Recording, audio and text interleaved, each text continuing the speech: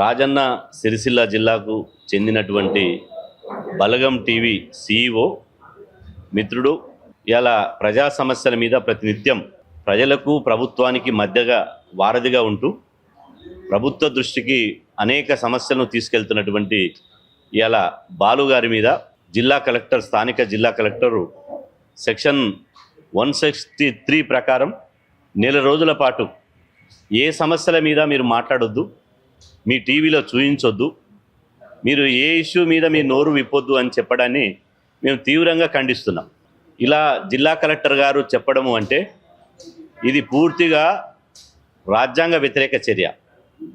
భారత రాజ్యాంగం డాక్టర్ బాబాసాహెబ్ అంబేద్కర్ గారు చాలా స్పష్టంగా అనేక సెక్షన్లు అనేక ఆర్టికల్స్ ద్వారా భావ ప్రకటన స్వేచ్ఛ ఇచ్చాడు.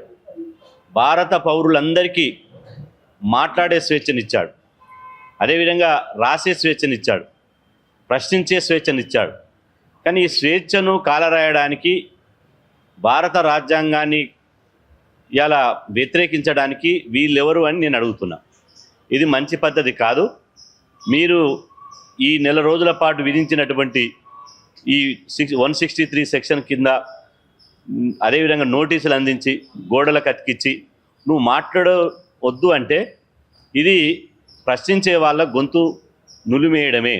తెలంగాణలో ఒక సీనియర్ జర్నలిస్ట్గా అనేక మాధ్యమాల్లో పనిచేసి అనేక టీవీలలో పత్రికల్లో పనిచేసినటువంటి ఒక సీనియర్ జర్నలిస్టు బాలు గారు నిస్వార్థంగా అక్కడ ఉన్నటువంటి రైతుల సమస్యలు, ఈ దేశానికి పట్టెడన్నం పెట్టేవాడు రైతు ఆగమైపోతుంటే, రైతు బతుకులు చింద్రమైపోతుంటే, వాళ్ళ భూములు కోల్పోతుంటే వాళ్ళ దీనగాథను కళ్ళారా చూసి అది తట్టుకోలేక తమకున్నటువంటి బలగం టీవీ ఛానల్ ద్వారా ఇలా రాష్ట్ర ప్రభుత్వాన్ని దృష్టికి తీసుకుపోయే క్రమంలో ఇలా వారు ప్రయత్నిస్తుంటే మీరు మాట్లాడొద్దు, టీవీలో చూయించొద్దు అనడం అనేది ఇది 100%, 100% ఇది రాజ్యాంగ వ్యతిరేక చర్య.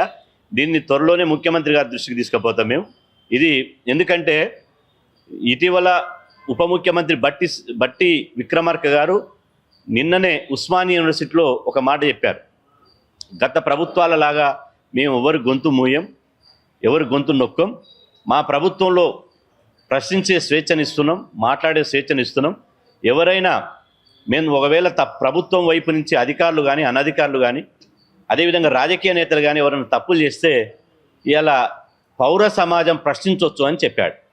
మరి పౌర సమాజమే కాదు, ఇక్కడ జర్నలిస్టులు ప్రశ్నిస్తే ప్రశ్నించొద్దు అనడానికి కలెక్టర్ గారు ఎవరని నేను అడుగుతున్నా. కలెక్టర్ గారికి ఏ అధికారాలు ఉన్నాయని ప్రశ్నించొద్దు అంటాడు?